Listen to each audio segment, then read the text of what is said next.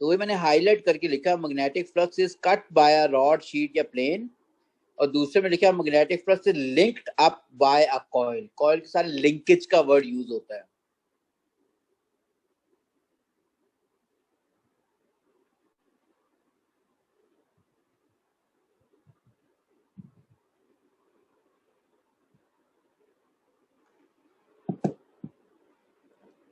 ठीक हो गया।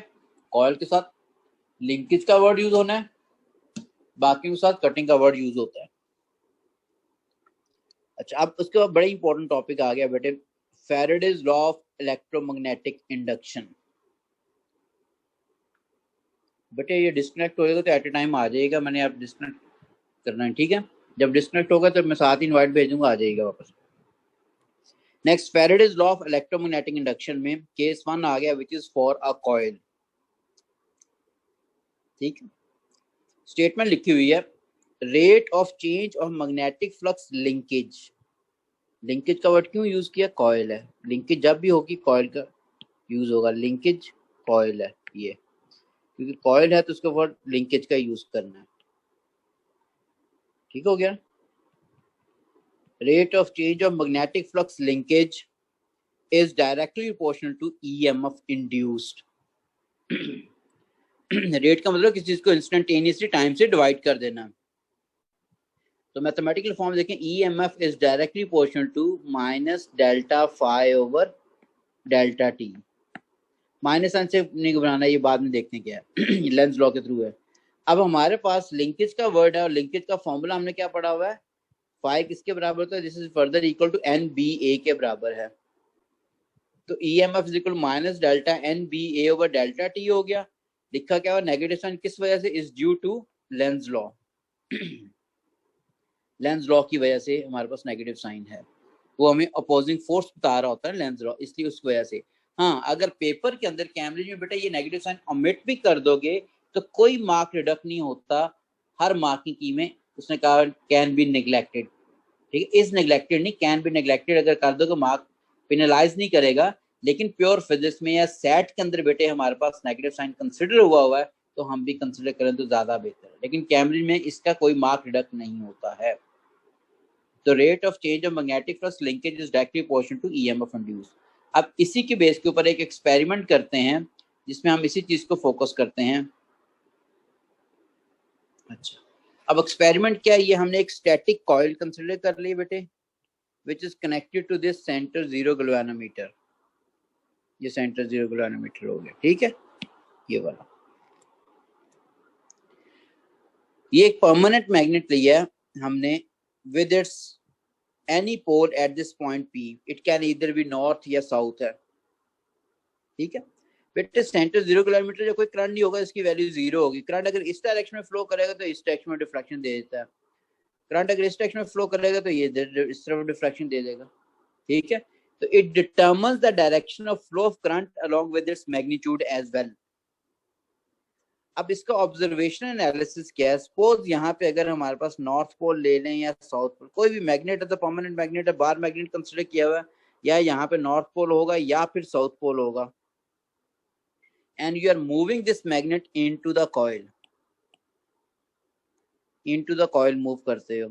अगर इनटू द कॉइल मूव करते हो तो हमारे पास इसकी डिफ्रैक्शन आती है, लाजमी आएगी। उसकी रीजन क्या है बेटे, रीजन में लिखा है motion of magnet relative to coil changes the magnetic flux linkage per unit time to induce EMF and induced current flows as circuit is complete। ठीक है, जब ये मूव कर रहा होगा पहले फील्ड एंड बेटे से इसके साथ लिंक अप करेंगे, फिर फर्दर मूव करेगा, इसके साथ लिंक अप करेंगे, फिर फर्दर मूव करेगा इसके साथ, फिर फर्दर इसके साथ। तो लिंकेज में क्या आती जा रही है, चेंज आ रही है।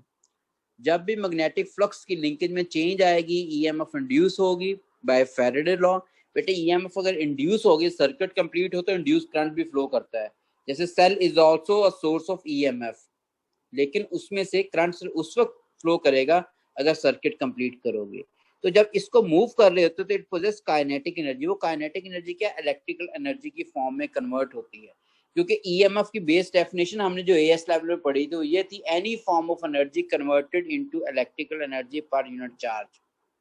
तो यहाँ पे हमारे पास क्या है, काइनेटिक एनर्जी जो होगी उसकी मैग्नेट की, that is changing into electrical energy. Next part के अंदर फिर इधर नॉर्थ पोल ले लें या साउथ पोल ले लें, और you move and this you are moving, sorry this is stationary inside the coil, coil के अंदर है ये, ठीक है, लेकिन है रेस्ट के अंदर। अगर रेस्ट में तो इसकी काइनेटिक एनर्जी भी क्या होगी, जीरो हो जाएगी। कॉइल में होने का मतलब है यानी यस पोल यहाँ पे है, ये यहाँ पे रेस्ट में है। अब क्यों नहीं हो रहा, क्योंकि रीजन क्या है बेटे, फील्ड लाइन लिंक अप तो कर रही है, फील्ड लाइन नॉर्थ से निकल रही है, साउथ पे से वायर के साथ लिंक अप कर रही है, लेकिन लिंकेज में चेंज नहीं आ रही। जब भी मैग्नेटिक फ्लक्स की लिंकेज में चेंज नहीं होगा, ईएमएफ भी इंड्यूस नहीं हो सकती। जब काइनेटिक एनर्जी होगी तो इलेक्ट्रिकल एनर्जी आनी है, अदरवाइज नहीं पॉसिबल हो। ठीक है, उसके बाद बेटे नेक्स्ट पे आ जाते हैं। थर्ड में अगेन नॉर्थ या साउथ पोल कंसिडर किया। Now you are moving this permanent magnet out of the coil, ठीक है, आउट ऑफ द कॉइल अगर मूव बाहर निकाल रहे हो तो फिर ये हमारे पास देता है, लेकिन but opposite direction to serial number one. Opposite direction to serial number one का मतलब ये है कि अगर हमारे सॉरी बेटे,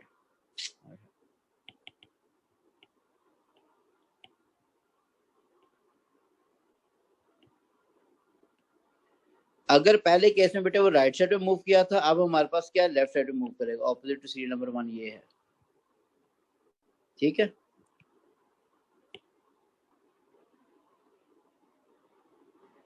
out of the coil yes, but in opposite direction to serial number one. ठीक है, रीजन क्या, सेम जो हमने पहले पढ़ी है कि जब भी मैग्नेटिक फ्लक्स की लिंकेज में चेंज आएगा, ईएमएफ इंड्यूस होगी और इंड्यूस करंट भी फ्लो करेगा। ठीक है, एक मिनट बेटे, यहाँ अजान हो रही है, अजान हो रही है।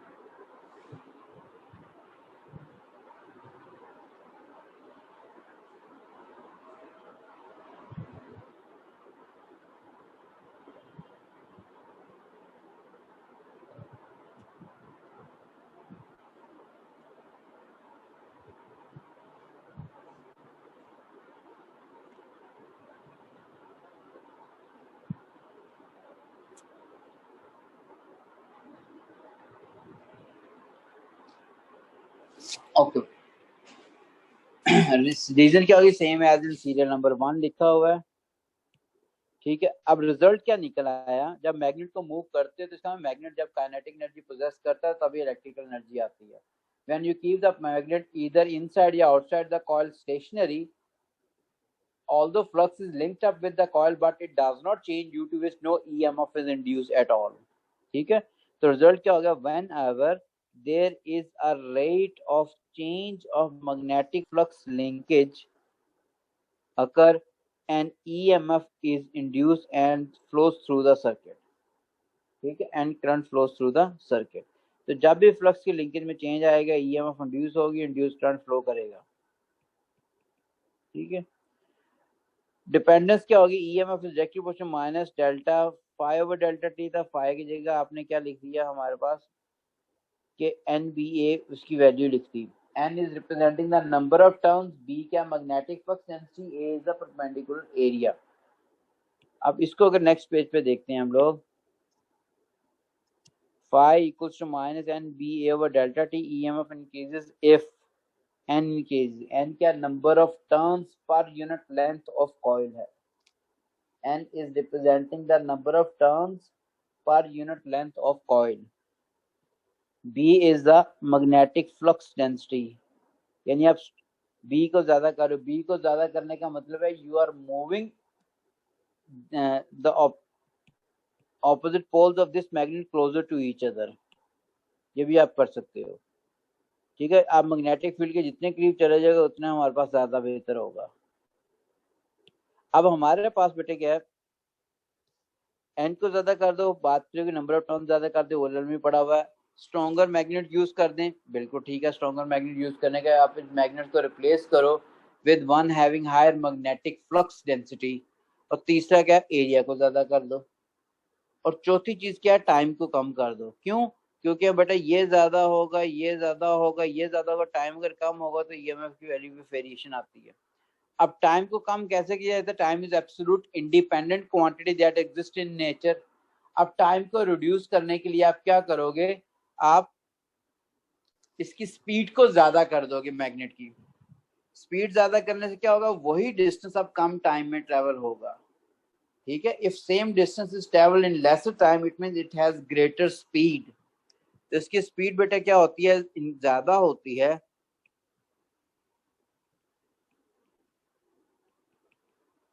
स्पीड इनकी काफी स्पीड ज्यादा करोगे तो ईएमएफ भी ज्यादा हो जाएगी। तो EMF depends upon three factors. One is the number of turns of coil ज्यादा कर दो, second is the magnetic flux density ज्यादा कर दो, तीसरा इज परपेंडिकुलर एरिया ज्यादा कर दो, and second time is totally constant, so time is decrease, speed of motion magnet relative to the coil increases। ये तो बेटे कॉइल के लिए था फैराडे लॉ। अब नेक्स्ट आते हैं for a rod plane sheet के लिए। एक रॉड है, एक शीट है। अब स्टेटमेंट इसका स्टेटमेंट बेटा वही है, चाहे लिंकेज का वर्ड यूज कर दो या फिर कटिंग का वर्ड यूज कर दो, एक ही बात है। लेकिन कटिंग जो अगर रॉड स्टेटमेंट में कह रहा हूँ कि मार्क रिडक्ट नहीं होगा, दोनों तरीके से आप स्टेट कर सकते हो।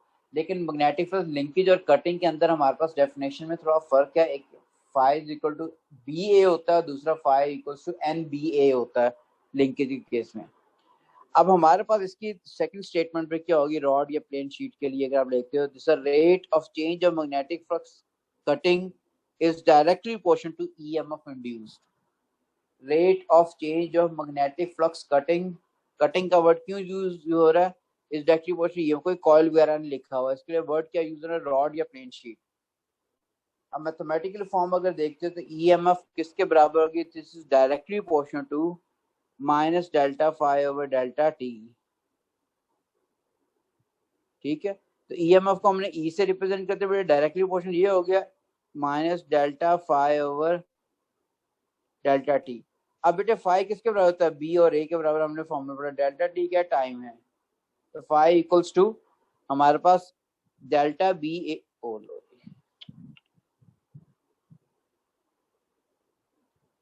Phi equals to delta B over delta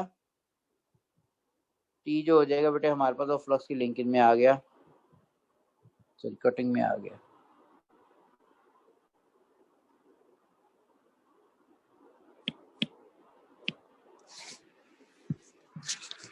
EMF is directly proportional to minus delta phi over delta t।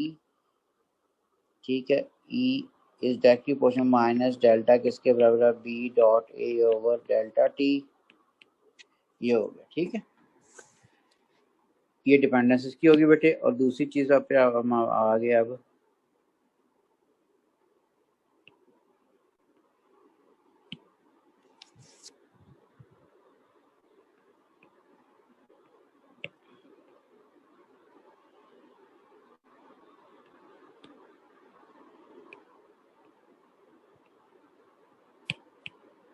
Okay तो formula E is directly proportional minus delta phi over delta T, ये delta B dot A over delta T हो गया। Dependence में बेटे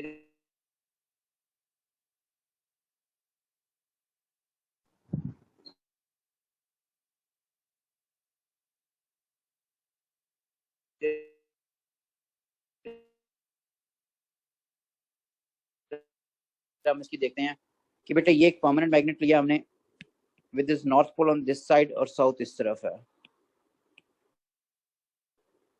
north और ये south. Magnetic field north से south इस तरह जा रही होती बेटे। ठीक है, दरमियान में एक रॉड रख दिया है जो कि बिल्कुल हॉरिजॉन्टल प्लेन के अंदर है। उसी तरीके से जिस तरह अगर आप अपने एक बाजू को हॉरिजॉन्टल प्लेन में खड़ा करते हो तो आपका शोल्डर आपकी तरफ होगा और हैंड्स जो होंगे दूसरी तरफ होगा, ठीक है, एक ही रॉड। उसी तरीके से बेटा एक रॉड है, ये हॉरिजॉन्टल प्लेन में समझो, ये शोल्डर साइड है जो आपकी तरफ है, क्यू जो है हैंड साइड है जो कि दूसरी तरफ है, और ये शोल्डर हो गया।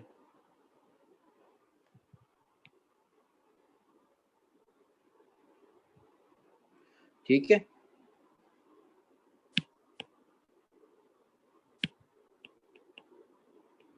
हैंड साइड होगी। ठीक है, तो वही मैंने लिखा है, rod P Q is in horizontal plane and its axis is perpendicular to magnetic field lines. Axis का मतलब इसकी लेंथ जो है, it is making an angle 90 degree to the magnetic field lines because magnetic field lines originated from north and terminate at south side। ठीक है, तो ये rod है और रख दिया हमने इसके इन बिटवीन, जिसकी लेंथ एल है। अब इसको हम मूव करके आके देखते हैं ए साइड पे, बी साइड पे, सी साइड पे और डी साइड पे। ठीक है, डिफरेंट साइड पे हम मूव करके देखते हैं क्या चेंज आती है। तो हमारे पास ऑब्जर्वेशन एनालिसिस में क्या, मोशन ऑफ रॉड किस तरफ है, angle between motion and magnetic field क्या होगा, करंट कितना डिटेक्ट करेगा हमारे पास, करेगा ग्लोमेटर, अगर करता तो रीजन क्या, नहीं करता तो क्या रीजन बनती है। ठीक है, अब हर एक चीज की जस्टिफिकेशन होनी चाहिए, पता होनी चाहिए। बेटे if I move it towards a side, अगर ए साइड पे मूव करता हूं तो हमारे पास क्या हो गया कि मोशन भी एक तरफ आ रही है और मैग्नेटिक फील्ड स्ट्रेंथ भी एक तरफ है। अब उससे क्या होता है, सपोज अगर this is north pole, this is south pole, magnetic field north से निकलती हैं, साउथ पे टर्मिनेट करती हैं।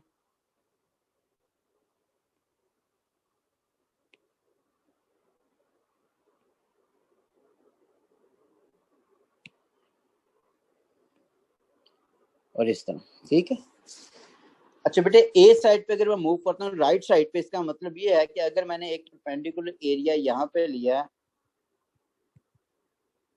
ये परपेंडिकुलर एरिया मैंने ले लिया, यहाँ पे इस टाइम कितनी लाइंस कट कर रही हैं, 3, 1 2 3। इसी रॉड को बेटे अगर मैं यहाँ पे ले गया, अभी भी कितनी लाइंस कट कर रही हैं, 3। अगर यहाँ ले गया, अभी कितनी लाइंस कट कर रही हैं, 3। तो मैग्नेटिक फ्लक्स की कटिंग में चेंज आ ही नहीं रहा। अगर मैग्नेटिक फ्लक्स की कटिंग में चेंज नहीं आएगा तो ईएमएफ इंड्यूस नहीं होगी, चेंज आना जरूरी है। क्यों, मोशन भी उस तरफ है, मैग्नेटिक फील्ड लाइन भी उस तरफ है, एंगल दोनों में कितना बन रहा है, 0 डिग्री। ठीक है, रीजन क्या है, flux is cut by rod, flux line तो कट कर रही है, 3 लाइंस कट कर रही है इसको, तो flux is cut by rod but does not change per unit time to induce EMF. Flux cut हो रहा है लेकिन चेंज नहीं हो रहा, अगर चेंज नहीं होगा तो ईएमएफ इंड्यूस नहीं हो सकेगी। Flux is cut by rod but does not change to induce EMF. ठीक हो गया। Now what if you move it towards B side, ऊपर की तरफ। ठीक है, अगर ऊपर की तरफ आप करते हैं तो फिर क्या होगा,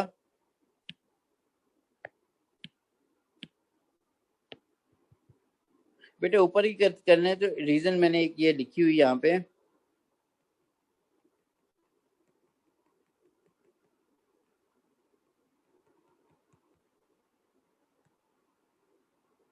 बेटे मूव कर रहे हैं, यहाँ एक फील्ड लाइन कट करिए, यहाँ 2 फील्ड लाइन होगी, यहाँ पे फिर 2 होगी, यहाँ पे फिर 1 होगी, फिर हमारे पास 1 होगी या 0 होगी, तो कटिंग में चेंज आ रहा है।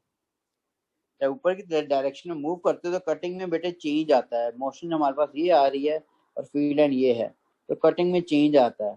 जब भी मैग्नेटिक फ्लक्स की कटिंग में चेंज आएगा तो ईएमएफ क्या होगी, इंड्यूस होगी। ठीक है, जब भी मैग्नेटिक फ्लक्स की कटिंग में चेंज आए तो ईएमएफ इंड्यूस होती है। अगर ईएमएफ इंड्यूस होगी, सर्किट कंप्लीट होगा तो इंड्यूस करंट भी फ्लो करेगा। ठीक है, तो वही चीज लिखी हुई है, बी साइड पे अगर मूव करते हो, मोशन इस तरफ है, एंगल कितना मारना है, 90 डिग्री, आंसर यस हो गया। रीजन क्या, magnetic flux cutting changes per unit time to induce EMF, वो चेंज होती है तो ईएमएफ इंड्यूस होगी, अदरवाइज वो चेंज नहीं होगी तो नहीं है। जब काइनेटिक एनर्जी नहीं होगी तो इलेक्ट्रिकल एनर्जी भी नहीं आ सकती। दूसरा तीसरा पॉइंट पे क्या हो गया, टुवर्ड्स सी, सी किस तरफ है, इस तरफ, लेफ्ट साइड पे। ठीक है, फील्ड लाइन किस तरफ जानी है, राइट साइड पे, तो फील्ड लाइन की डायरेक्शन हमारे पास क्या है, वो राइट साइड पे आ रही है, और मैग्नेटिक फील्ड स्ट्रेंथ किसके, लेफ्ट साइड पे है। तो अब इस केस में हमारे पास फ्लक्स आता है, बिल्कुल नहीं आ रहा फ्लक्स। ठीक है, रीजन क्या है? Same as in serial number 1। Serial number 1 में क्या लिखा हुआ है? Magnetic flux is cut by rod, cutting हुई हुई है, लेकिन but does not change, per time change नहीं हो रहा, तो इसलिए ईएमएफ इंड्यूस नहीं हो सकती। यहाँ पे क्या होना शुरू हो गया? जब मूव करते हो टुवर्ड्स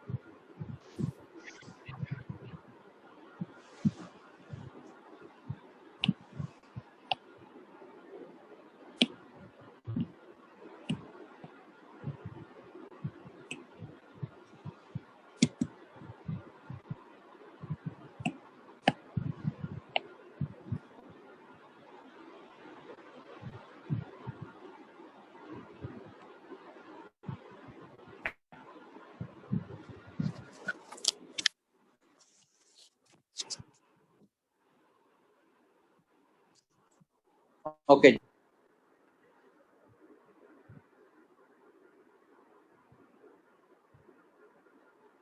अच्छा बेटे, अब इसके अंदर जब when we are moving towards B side, B side हमारे पास क्या ऊपर की तरफ है,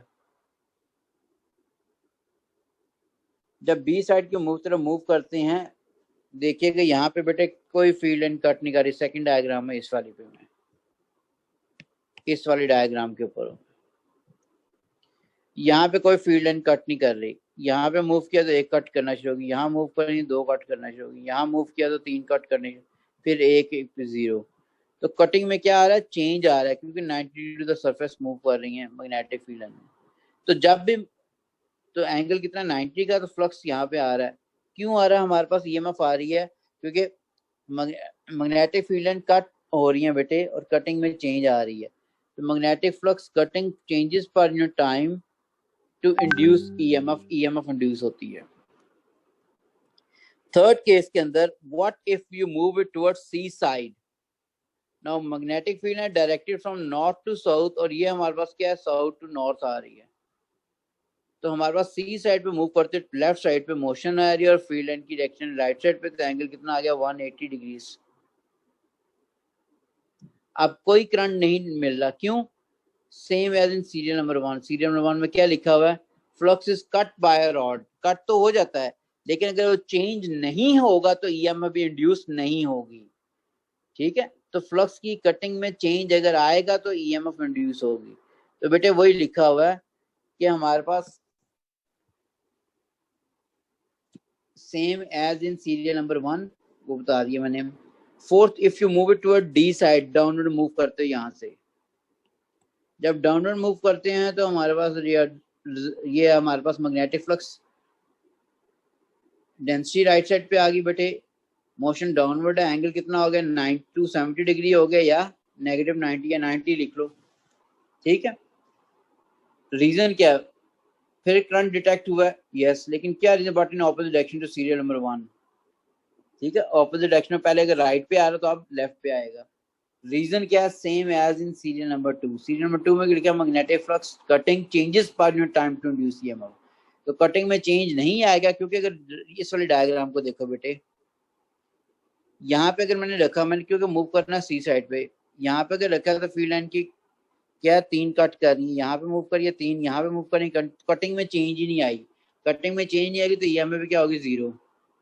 नेक्स्ट में जो डाउनवर्ड मूव कर रहा है तो हमारे पास कटिंग में चेंज आ रही है। जब भी मैग्नेटिक फ्लक्स की कटिंग में चेंज आती है तो ईएमएफ इंड्यूस होती है। ईएमएफ इंड्यूस होती है, सर्किट कंप्लीट है तो इंड्यूस करंट भी फ्लो करना शुरू कर देगा। ठीक हो गया। नेक्स्ट के अंदर डिपेंडेंस उसकी क्या लिखी हुई? 5, क्योंकि लिंकेज का वर्ड नहीं है इसलिए नंबर ऑफ टर्न्स नहीं आएंगी हम। ठीक है, तो डेफिनेशन में लिखा हुआ जो dependence, sorry, A is directly proportional minus delta 5 over delta, ये थे delta B dot A over delta T हो गया। अब बी और ए में एंगल 90 है, ऑब्वियस बात है बेटे। अब नेगेटिव साइन किस वजह से? वो लेंस लॉ की वजह से, उसकी वजह से कभी किसी जगह नहीं घबराना, इसका मैग्नीट्यूड या किसी और चीज से ताल्लुक ही को नहीं है, अपोजिंग फोर्स को इंडिकेट कर रहा होता है। EMF E जो है इंक्रीज करती है, ये हमारे पास वैल्यू ज्यादा होगी अगर हम B को ज्यादा कर देंगे, अगर हम क्रॉस सेक्शन एरिया को ज्यादा कर देंगे, अगर हम टाइम को कम कर देंगे। ठीक है, तो B को ज्यादा करने का मतलब ये हो गया कि you are replacing these magnets with one having higher magnetic flux density. और बेटे एक हमारे पास ये नॉर्थ पोल है, ये साउथ पोल है, मैग्नेटिक फील्ड जा रही होती है इस तरीके से। ठीक, अब बेटे हमारे पास इसी तरह अगर मैं यहाँ पे देखूं, इनके मैंने गैप कम कर दो, इसको मैंने यहीं पे रहने दिया, नॉर्थ को दूसरे साउथ को करीब ले आया, करीब लिया तो फील्ड एंड क्या होंगी, ज्यादा स्ट्रेंथ होना शुरू हो जाएगी उनकी। ठीक है, तो हमारे पास स्ट्रेंथ को इंक्रीज करने के लिए आप क्या करते हो, या तो परमानेंट मैग्नेट को यूज करो, परमानेंट मैग्नेट से मैग्नेटिक फील्ड लाइंस इतनी ज्यादा हो कि हमारे पास जाके लिंकेज ज्यादा और ईएमएफ ज्यादा आ सके, या आप क्या करोगे, दोनों पोल्स के दरमियान डिस्टेंस को कम कर दोगे, आप गैप को कम कर दो, जितना गैप कम होता है उतनी मैग्नेटिक या इलेक्ट्रोस्टैटिक फोर्स या ग्रेविटेशनल फोर्स ज्यादा होती है। ठीक है, तो दूसरा लिखा है decrease separation between opposite poles of magnets. ठीक है, ऑपोजिट पोल ऑफ मैग्नेट में डिस्टेंस रखना है। अब इसकी हमारे पास रीजन क्या आ रही है,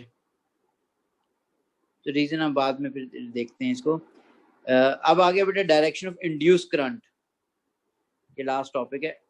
करंट की डायरेक्शन इंड्यूस जो हो रहा होता है, जो अब इसमें देखा तो है फ्लक्स की लिंकेज में जब भी चेंज आया, ईएमएफ इंड्यूस हुई है, ईएमएफ इंड्यूस हुई है तो इंड्यूस करंट भी फ्लो किया। अब इंड्यूस करंट का अगर हमने देखना डायरेक्शन, तो उसके लिए हम राइट हैंड ग्रिप रूल को यूज करते हो, सॉरी राइट हैंड रूल को, अब फ्लेमिंग्स राइट हैंड रूल को। ठीक है, अब एज पर फ्लेमिंग्स फोर्स जो है बेटे हमारे पास मोशन जिसे हम कहेंगे थंब की तरफ होनी चाहिए। B is the magnetic flux density है, जो कि हमारे पास क्या फर्स्ट फिंगर पे होगी। I क्या है, करंट है, जो कि हमारे पास सेकंड फिंगर के ऊपर है।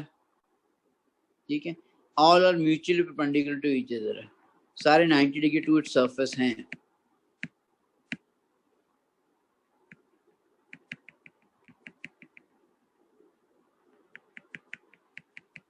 ठीक हो गया, तो हमारे पास बेटे इसके ऊपर plane from Fleming's right hand rule, जिसने फ्लेमिंग्स का लेफ्ट हैंड रूल FBI पढ़ा है, ये भी FBI लिखा हुआ है। F कोई फोर्स है जो मोशन को रिप्रेजेंट करेगी, थंब होगा राइट हैंड का, B मैग्नेटिक फ्लक्स डेंसिटी, पहले भी वही था अभी भी वही है, I क्या करंट है, तो हमारे पास ये भी क्या मैग्नेटिक फ्लक्स डेंसिटी कोई इंडिविजुअल क्वांटिटी होगी करंट। ठीक है, अब फर्दर हमारे पास आ गया, इसी को है बेटे हमने डायरेक्शन देखनी है। ये वही रॉड मैंने पी क्यू लिया, पी आपके हमारे पास शोल्डर साइड होगी, क्यू आपके हमारे पास हो गया हैंड साइड होगी। ठीक है, तो hand is away from you people, तो क्यू वो हो गया, पी इज टुवर्ड्स यू, तो उसमें शोल्डर वाली साइड होगी, नॉर्थ और साउथ है। ए और सी में तो करंट इंड्यूस ही नहीं होना, क्यों नहीं होना, फ्लक्स की लिंकेज में चेंज नहीं आ रहा, जो चेंज आ सकता है वो किस में आ सकता है, बी और डी के अंदर। ठीक है, अब बी और डी के लिए मोशन इज टुवर्ड्स बी, जब इस when I move this rod towards B side in upward direction perpendicular to the magnetic field lines। ठीक है, तो वो मैं चीज बेटे लिखियो, मूव मोशन ऊपर की तरफ हो रही है, ये मोशन ऊपर की तरफ है, मैग्नेटिक फील्ड लाइन क्या हॉरिजॉन्टल प्लेन में, दोनों में एंगल कितना बन रहा है, 90 डिग्री।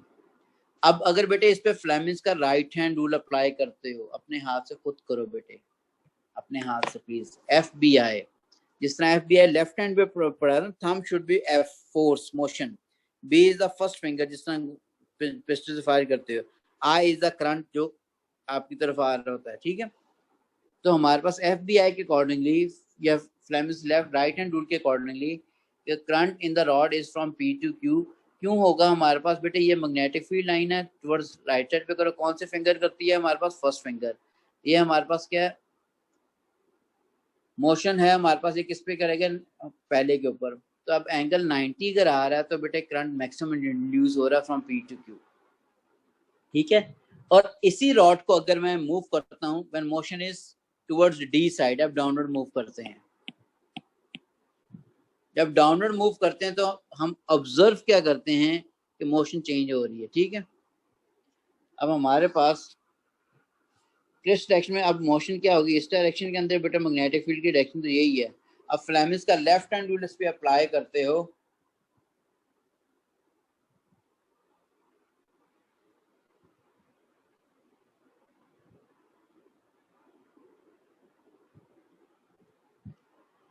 अब बेटे इसमें हमारे पास करंट किस में आ रहा है, फ्रॉम क्यू टू। फ्लेमिश का राइट हैंड रूल यूज करना है बेटे, राइट हैंड रूल यूज करो, current is now from Q to P, ये इस फॉर्मेट में करंट आ रहा है। अब how do we come to know के पेपर में हमने कौन सा रूल अप्लाई करना है। अब हमने 4 रूल पढ़ लिए हैं बेटे, एक तो फ्लेमिश का राइट रूल, फ्लेमिश का लेफ्ट हैंड रूल, एक सिंपल राइट हैंड रूल था, एक simple right hand grip rule था। 4 रूल्स पढ़े हैं। तो याद रखिएगा ग्रिप जिसमें बनती है, या तो नहीं, इस नोट फॉर्म में लिखा, we use Fleming's left hand rule when current produces motion, when current produces motion. Motor rule, we use Fleming's right hand rule when motion induces current। ठीक है, तो जो राइट हैंड रूल है उसे हम generator rule भी कहते हैं, आगे अप्लाई भी होना है काफी ज्यादा। और जो पहला लेफ्ट हैंड रूल है हमारे पास, हम कह रहे होते हैं मोटर रूल भी कहते हैं। आगे बेटे लर्निंग आउटकम में लेंस लॉ, तो लेंस लॉ हम नेक्स्ट क्लास में करेंगे। ठीक है, आज मैं ये क्लासेस के बाद बेटा 9-10 बजे के बाद में इंशाल्लाह सारे जो भी पढ़ाना और ये आज जो पढ़ाया मैं शेयर कर दूंगा साथ साथ ही। ठीक है, ओके बेटे, मीट यू टुमारो इंशाल्लाह। आप क्लासेस इंशाल्लाह कंटिन्यू रहेंगी 4 to 5, आप पढ़ते रहिएगा। कुछ बच्चे लोअर ग्रामर के जो बच्चे बेटे हो 15C या 14C के बेटे, इस क्लास के पढ़ना स्कूल की क्लास के साथ, क्योंकि सिलेबस काफी ज्यादा फिर एंड में कवर नहीं होना। स्कूल के अंदर हाइब्रिड मॉडल चलना जिससे टाइम भी ज़ाया होगा। ठीक है, कभी क्लास होगी, कभी क्लास नेट पे, कभी नहीं, वैसे तो इसलिए इसको रेगुलर ज्वाइन करो ताकि हमारे पास वो चीज़ खत्म कर सके। मैं और ये मैंने ऑफिशियल स्कूल से की करवाई हुई। ठीक है ना, ओके बेटा, इंशाल्लाह meet you in the next class which is tomorrow. ठीक है, अपना बहुत ख्याल रखिएगा, ये सारी चीज़ें मैं शेयर कर दूंगा आप लोगों के साथ। अल्लाह हाफिज।